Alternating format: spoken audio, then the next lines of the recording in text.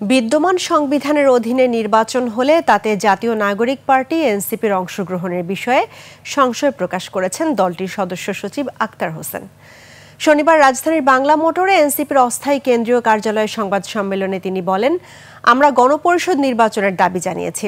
যদি সরকার নতুন সংবিধান ও জুলাই সনদের বিষয়টি অপরিপূর্ণ রাখে এবং তা বাস্তবায়ন না করে নির্বাচনের দিকে অগ্রসর হয়, সে নির্বাচনে অংশগ্রহণের ক্ষেত্রে এনসিপির সংশয়ের জায়গা রয়েছে।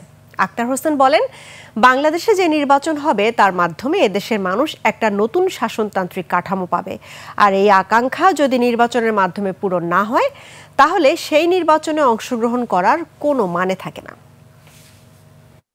ওয়ালটন এখন দেশের সীমানা পেরিয়ে পৌঁছে গিয়েছে 50টিরও বেশি দেশে। ওয়ালটন, ঘরে ঘরে বিশ্বজুড়ে। জুলাই সনদের বিষয়গুলোকে অপরিপূর্ণ রেখে সেটাকে বাস্তবায়ন না করে নির্বাচনের দিকে অগ্রসর হয়, সেই নির্বাচন বাংলাদেশের গণতন্ত্রকে সুরক্ষিত করতে পারবে না।